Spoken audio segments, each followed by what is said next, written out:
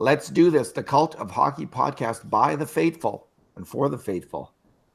I'm David Staples of the Edmonton Journal, and I'm here today with Bruce McCurdy. Welcome, Bruce. Hey, David. How are you doing? Good, Bruce. And we're heading into a part of the season, at least when it comes to reporting on Oilers-related hockey games, that only the really hardcore faithful are going to be sticking with us, but that's okay. Because we're now delving into the fortunes of the Edmonton Oilers farm team in Bakersfield.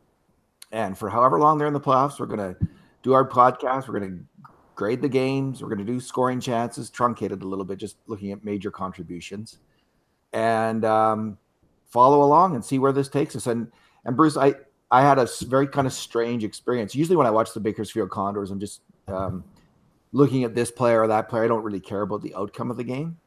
But the other night they were playing, I can't remember who they were playing. I was watching the game and grading the game.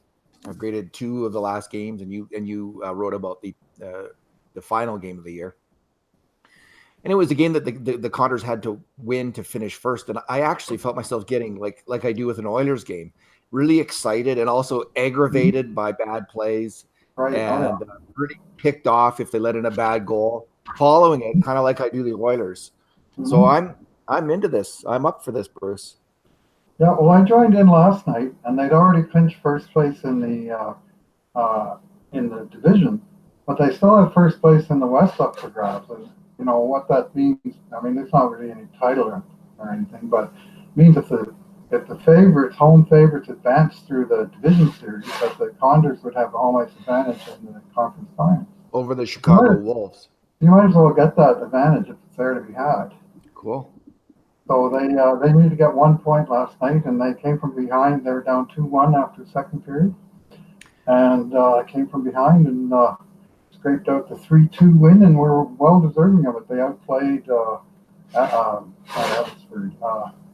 Stockton Heat. They outplayed Stockton quite significantly. Outshot them 13-6 in the third period, and earned the win and earned the first place. Good on them.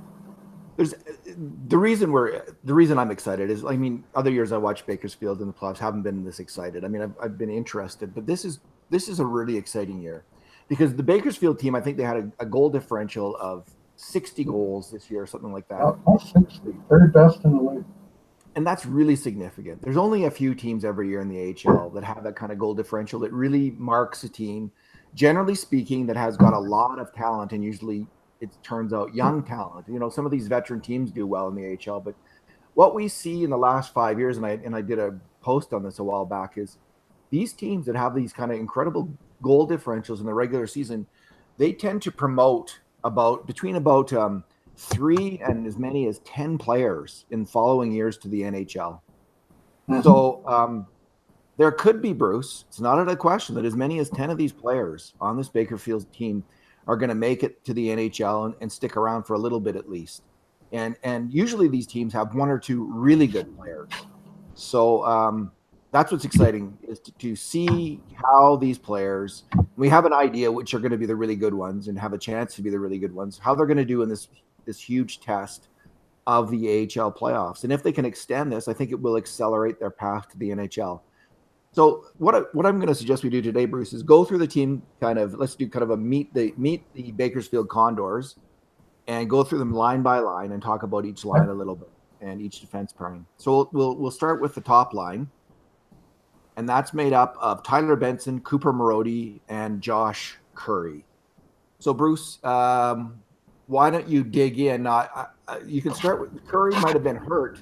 We all know him from his Oilers games, and I was just going to check. I'm just going to go on Twitter now and see if Bakersfield any up. I don't think they will, but yeah, he went down. That was in the game I did last night, and he went down halfway through the first period. Unfortunately, that was the whole first period. There was no audio on the AHL Live, so I was just watching. It was like watching a silent movie, and I saw the collision. And I went, "Well, that doesn't look good." And then he stayed down for probably 2 or 3 minutes, and they picked him up, and he kind of groggily went off. It was just a mid-ice collision off a face-off play, and didn't really look like much. And then he's going down the tunnel, never to return. So now it was the last game of the season. They were already sheltering some players, like they didn't make some players even take the trip. Uh, but they had to use some guys, and unfortunately, one of the key players they used last night got hurt in the first period, and it's the last thing you want to see. Last game, as Oilers fans know well, you don't like seeing guys get hurt in the last game of the season. You get a little. I'm having a little trouble hearing you, Bruce. Could you get a little closer to your mic? Thank Yeah. you. Thanks. There we go. Now we Traffic get a nice. lights? Yeah, it was just it just seemed like a little quiet, and my let's turn my sound's turned right up. Okay. So what I'm going to say is this line at the AHL level is a dominant line, one of the dominant lines in the AHL. I mean, if they had played the regular amount of some AHL teams play 68, and I think others play 70, 74, 76 games. 8 games difference, like 10% of the schedule. So if Marody and Benson had played, they would have been in the top 10 scoring for sure. Benson, 66 points in 68 games, which is a 20-year-old starting out as a 20-year-old, is fantastic production for the AHL. I mean, this really marks him as the top young forward Oilers prospect in the system right now. I think might have more value right now than Jesse Puljujärvi in a trade. Definitely has more value than Kailer Yamamoto right now. More value than Ryan McLeod. Like he's the one. And he really came through in a big way this year. When I watch his game, I don't see a particularly speedy skater, but I do see an agile player who has tremendous on-ice vision, can really thread the needle with passes, a decent shot, and strong on physical play. Good on the boards, good in tight spaces.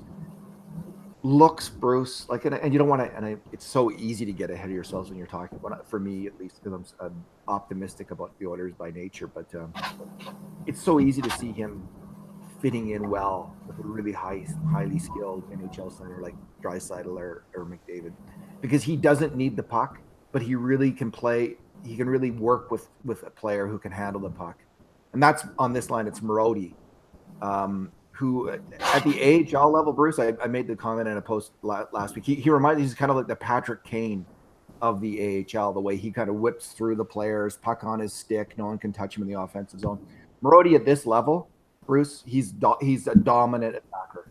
Mm-hmm. I don't know what your impression was last night, but my impression last night was that line had a kind of quiet game, and I mean they lost their right winger early, so they were adapting to a new guy. Who was like a PTO signing about 2 weeks ago, and I thought a little bit they were quiet. I think that's fair. And even then, like Marody, he made a few plays. I thought, wow, he made that look easy. Or the puck came to him and it was on his stick for like a millisecond, and it was gone. It was gone in the right direction to the right guy. Like he really moves the puck smart, and not necessarily a 50-foot pass, but he distributes. I call him the distributor of the puck, and I really admire that quality in a center, especially. Yeah, he can really fly. And Curry at this level is a real sniper. He's just an opportunistic player. We saw that in the NHL, he had a nose for the net, and he's at this level. I mean, he's 27 now, and he's a veteran, and he's really strong. Hey, Bruce, you might want to check the settings of your mic. Maybe you're using your internal mic, not your Blue Snowball. Would be my okay. That wheel. That wheel at the top of your page there. And I'll just keep going here. The second line is their top shutdown line, top two-way line. And it's also made up of players that the Oilers know well, Oilers fans know well, and that's Brad Malone, who is, let me just get his age. He's a veteran player, and he is now, he's 29. Joe Gambardella, who is 25. And the third member of that line is Patrick Russell, who is now 26. So these are all veteran players. Gambardella and Russell had long college careers. And at the AHL level this year, Gambardella and Russell are just cooking. They're just solid, strong two-way hockey players. The coach Woodcroft, Jay Woodcroft, has been raving about them all year in terms of their ability to go against top opposition.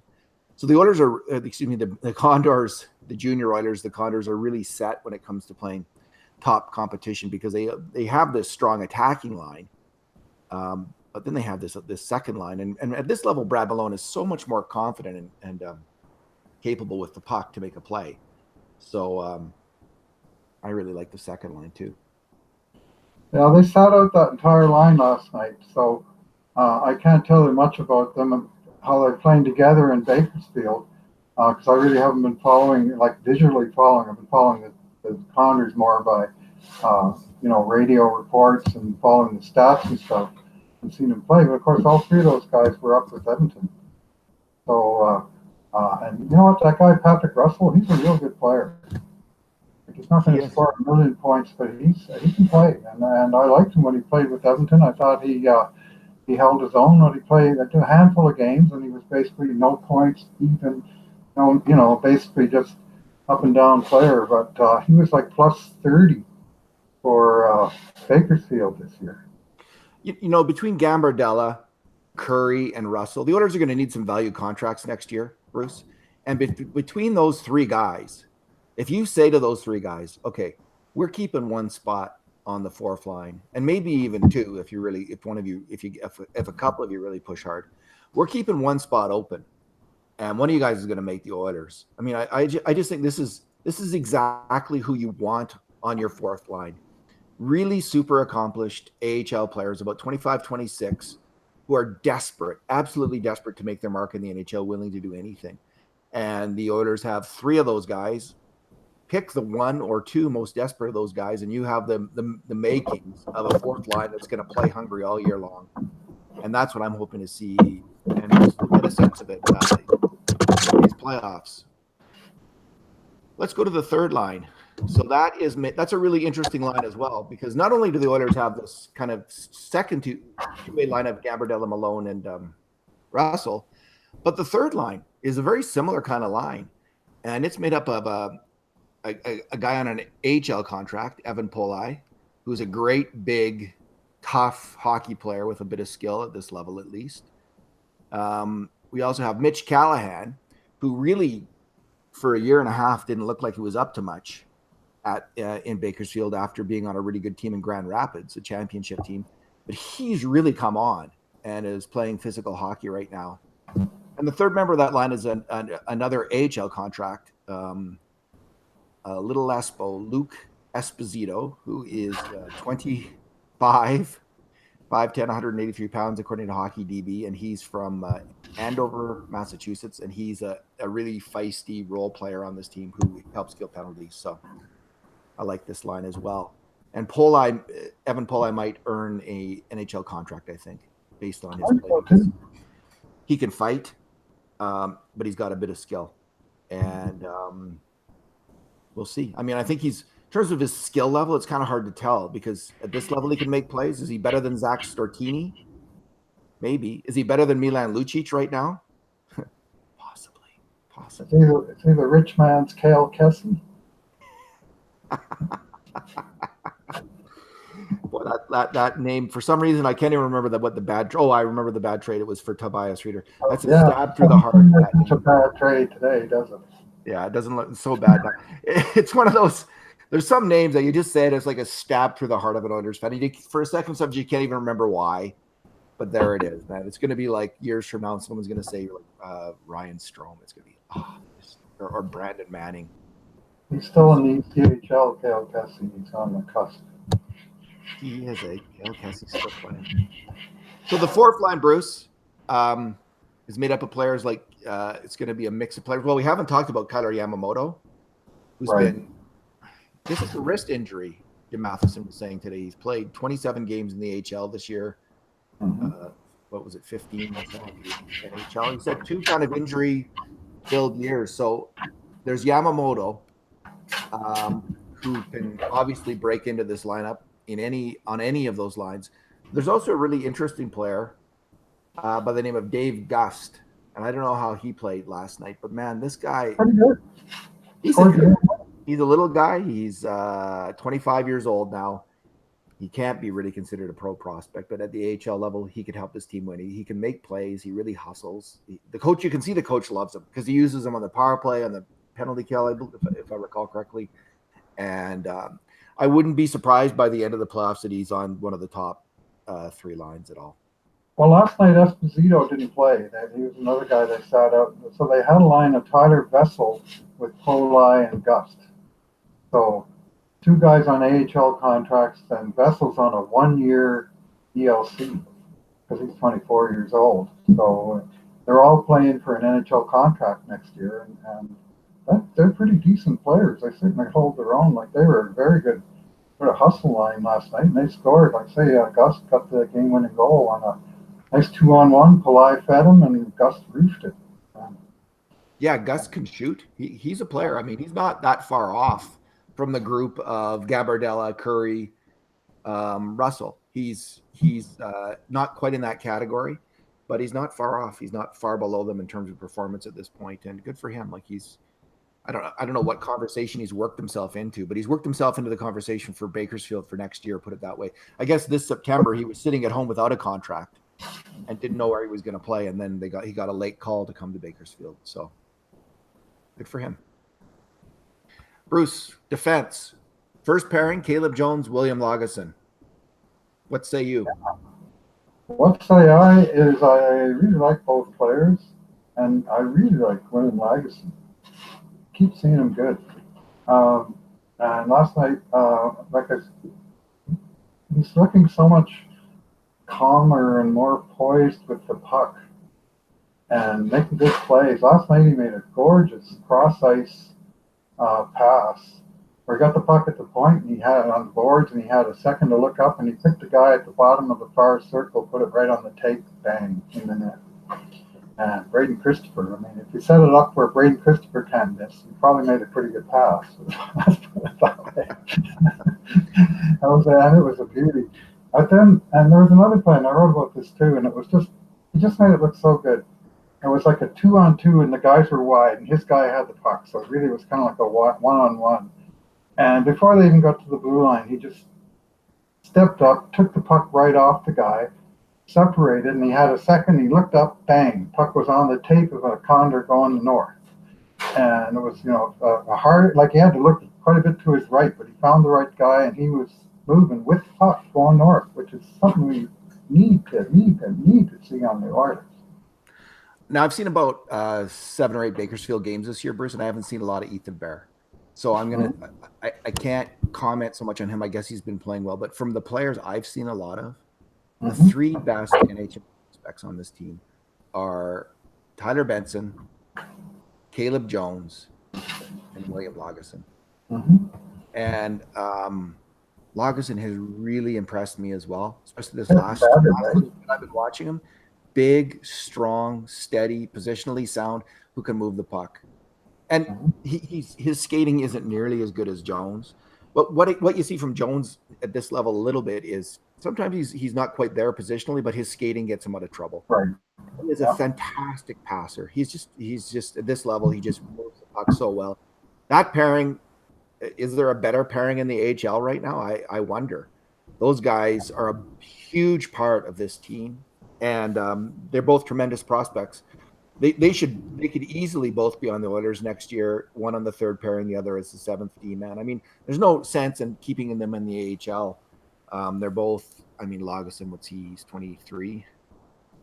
Played a lot of Sweden. He was drafted in 2014. He's 23. He turned 23 in February. And Jones is he'll be 22 and he's done his second year in the AHL. He'll be 22 in June.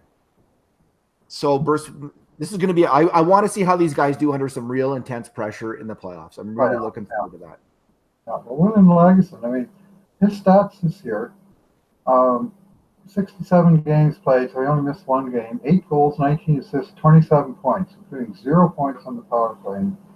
So he earned those points. It's not like he's piling up second assists on the power play. It's not like sometimes you see on a D-man. Plus 25. And I know plus minus. And you know what? I only believe part of that stuff, and I trust it. It's my bellwether for a goal differential. It's like the canary in the coal mine, right? The guy's minus 30. Sorry, your canary died. You're going to have had a crappy season. Generally speaking, that's a fair comment. Not always, but generally speaking, it's a warning something's gone wrong. I mean, one of the top prospects in this draft, that kid from Kootenay, is like -50 this year, Bruce. So not Yeah, every scout is. no, I know. Well, you have, there's a certain common sense logic, right? I mean, some teams what look like the daily temperatures in the Northwest Territories. Well, in February, everybody's a big minus, and there's ice time concerns and so on. On the other hand, this is a team with a big plus, and it floats Yeah, all about. They got 13 guys at +10 or higher. They got 20 guys at +5 or higher on this team. 20 guys, and Cooper they're Marody. Oh, scoring as a group. I got to go check. Turn off the oven. I got the shepherd's pie cooking there, Bruce. My specialty. I'll be Okay, right back. all right. I'll keep talking while David goes and turns the shepherd's pie off about how uh, the Condors have been just an outscoring team all year, and we talked about the +60. And David, Bakersfield, because they play 68 games, it didn't show up as a big number, but goals for, they scored more goals per game than any other team in the NHL. Yeah, Most Marody's goals. +31. Yeah, he's very, very good.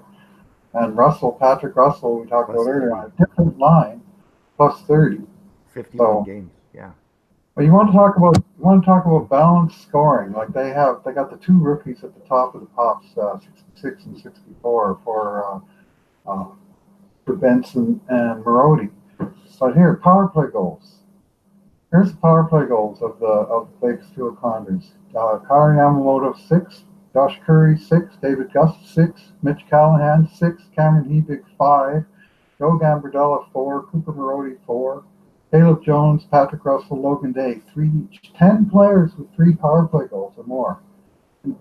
Compare and contrast your Edmonton Oilers, where the entire second unit scored 3 goals the entire season. 3 goals from the entire unit They in the need it. second unit. Yeah, they need So, it. I mean, they're doing something right in Bakersfield that they're not doing in Edmonton. And not, I mean, obviously, but the Well, they're moving balance the puck. scoring is one of those things. Okay, so their second pairing, Bruce, if Ethan Bear's back, and I suspect he will be, I mean, that's Jay Woodcroft's really quiet. Like, he's really cagey about talking about injuries, though. I mean, he plays the McClellan game very well. He's very circumspect. But if Bear's back, that'll be Bear, and I believe Ryan Stanton will be the I know Bear and Keegan Lowe will be the second pairing. And Keegan Lowe at this level is he's just a gritty, solid, fairly effective player. He's an effective hockey player. Kills penalties. He takes the body a lot. He and Ryan Stanton are kind of very similar players. The two more veteran defensemen. They're just and I like Stanton a little better than Lowe. Actually, I think Stanton's a bit more mobile, a bit more effective as a player, and he's a really solid defensive defenseman. And so he teams up with Logan Day, who's kind of erratic, I find, in terms of his defensive play.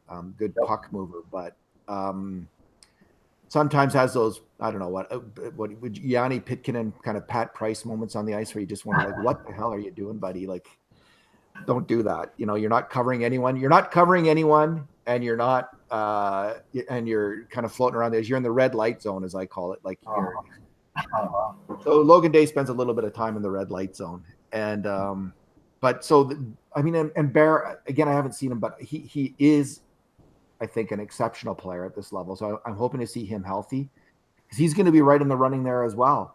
And this is a huge time for Bear, Lagesson, and Jones. Like, who's going to come out in this playoff? Who's going to really step up and see and show, like, I'm the guy.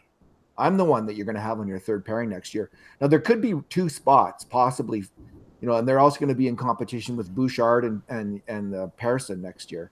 So huge competition. So this time. This is why I'm excited, Bruce. Like, man, we're going to see some real internal competition. Now, Lagesson and Jones both play. They kind of alternate on the right side and left side. They kind of flip back and forth together, like they're in the same play.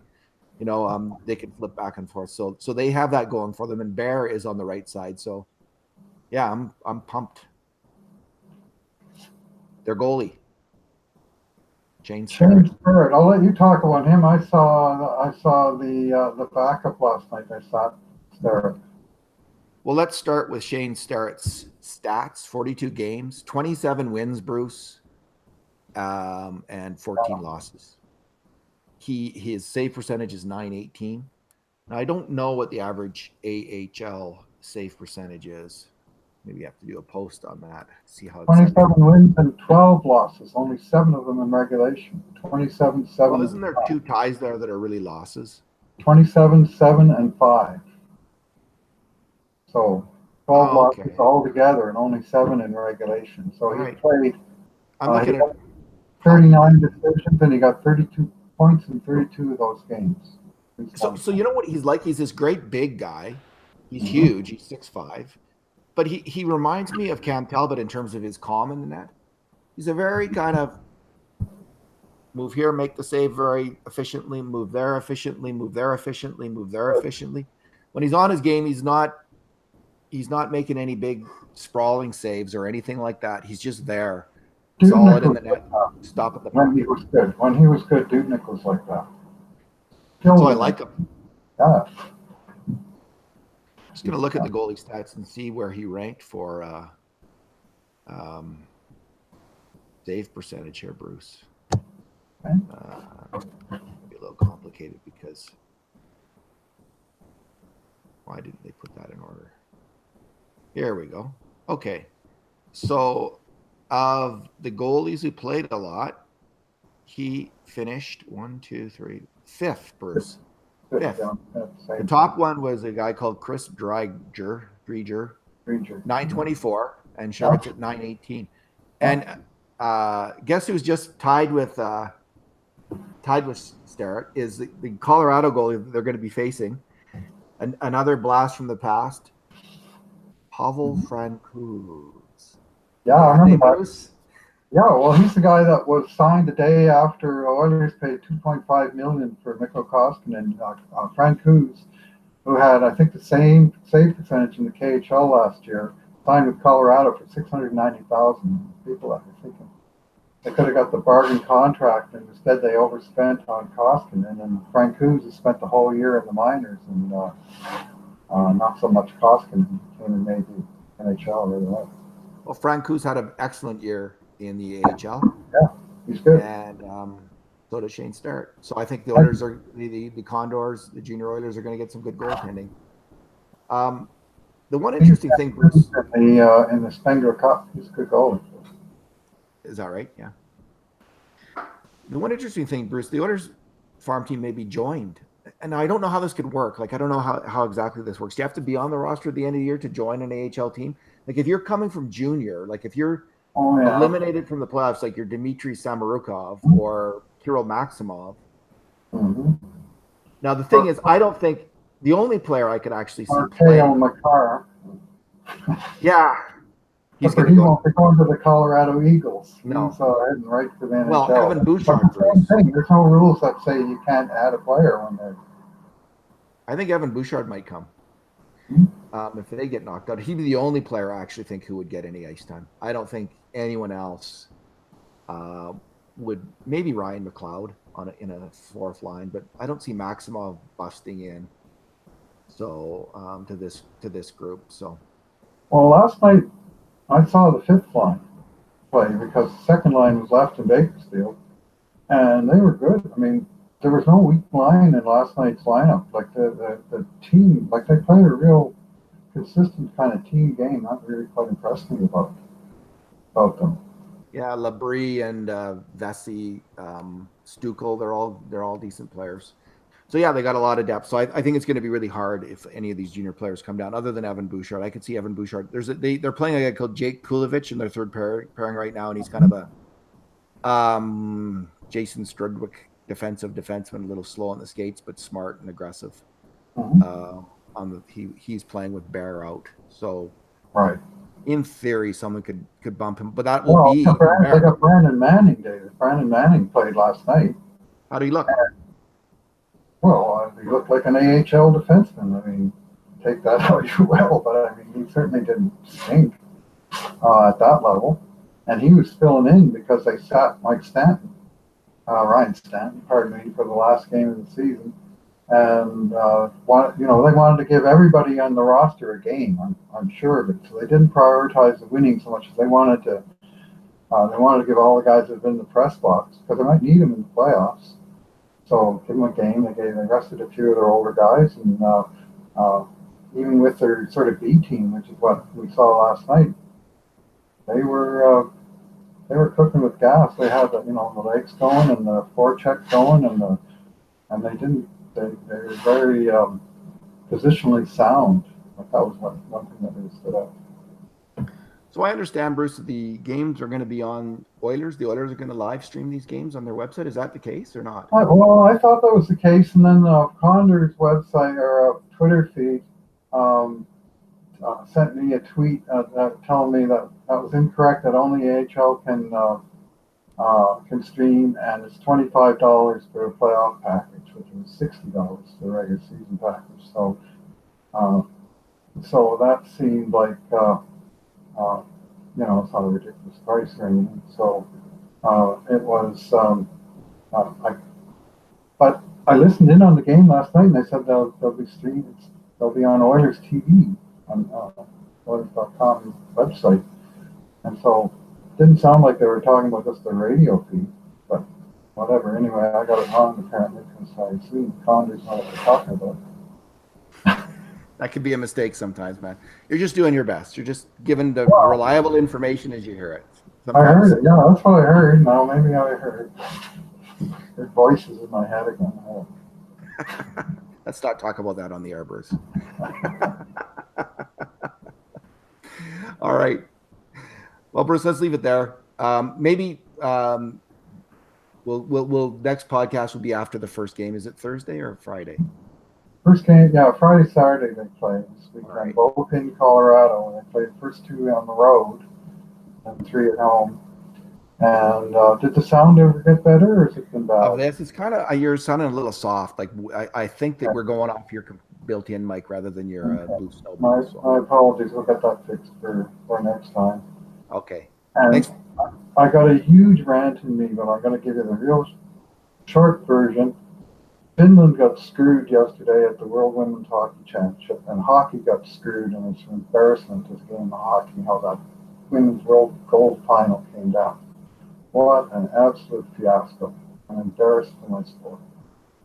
The Women's World Pro Final? Women's World Gold Medal Final. Oh, gold medal final. Who was playing in the game? Finland and the United States. Finland upset Canada on Saturday. Wow. Get to the final. They took the game to overtime. Finland scored in overtime, and then they had a 10-minute. They celebrated. All the helmets and gloves and sticks went flying, and the girls piled up in the corner for 2 or 3 minutes. And then they decided, well, we better have a video review of the goal.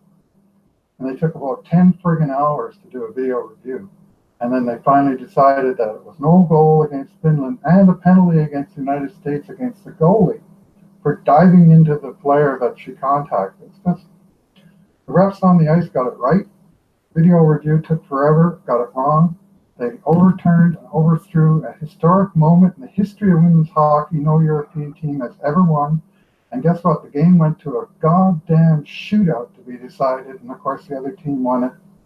And it's just not right. My wife just sat in the corner. Well, not in the corner.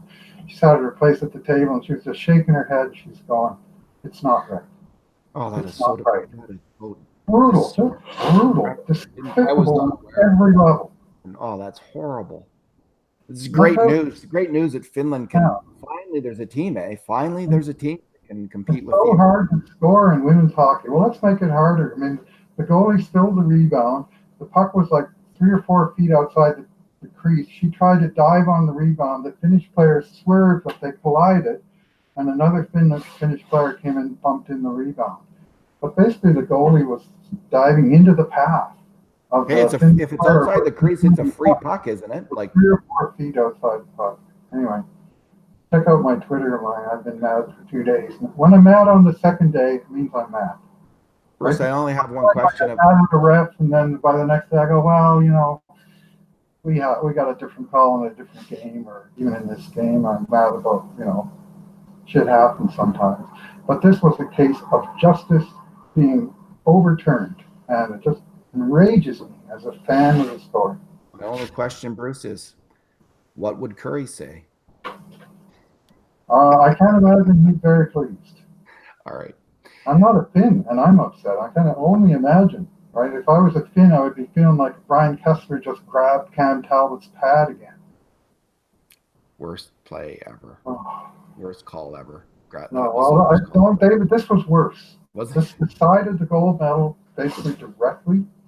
They got it wrong. They got it right on the ice, and then they got it wrong. The Kessler one, they got it wrong on the ice, and they still got it wrong. You know, they just didn't fix it. This one, they actually overturned the right call and made it wrong. All right. You got the full rant. All right. Thanks, Bruce. Thanks for talking. Yeah, thanks for listening, everyone. And in the meantime, and in between times, this has been another edition of the Cult of Hockey podcast.